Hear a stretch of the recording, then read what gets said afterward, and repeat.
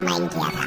Bitcoin basically एक ऐसी virtual currency है जिसे ट्रेस नहीं किया जा सकता। यानी कि अगर कोई डार्क वेब पे बिटकॉइन से इलीगल चीजें खरीदता है तो उसका वो ट्रांजैक्शन उसके पास तक कोई ट्रेस नहीं कर पाएगा, क्योंकि बिटकॉइन जैसे क्रिप्टो करेंसीज ब्लॉकचेन टेक्नोलॉजी को यूज करते हैं। अब ब्लॉकचेन जैसे मैंने दूसरे वीडियोस में समझाया है, मतलब लिटरली ब्लॉक्स से बनी हुई एक चेन जिसके हर ब्लॉक में ये कॉइन किसने भेजा, किसको रिसीव होगा और भेजने वाले के पास कहां से आया था, वो सब इंफॉर्मेशन होती है। और हर ब्लॉक पर होता है उसका अपना एक हैश कोड जो बिल्कुल किसी फिंगरप्रिंट की तरह यूनिक होता है। और ब्लॉक में कोई चेंज आते ही उसका हैश भी चेंज हो जाता है। लेकिन ये सब चीजों का डार्क वेब से क्या संबंध? सो फ्रेंड्स, अब समझो कि आपको पप्पू को बिटकॉइंस बेचने हैं, लेकिन उस ट्रांजैक्शन में कोई हैकर हैक करने की कोशिश कर रहा है। सो उस हैकर को उस बिटकॉइन को पाने के लिए सबसे पहले ब्लॉक्स को खोलना पड़ेगा। और समझो कि उसने पहले वाला ब्लॉक खोल भी लिया, तो उसके बाद उसे वो ब्लॉक खोलना पड़ेगा जिसके थ्रू वो ब्लॉक आपके पास आया था। और दुनिया में टोटल 21 मिलियन बिटकॉइंस है,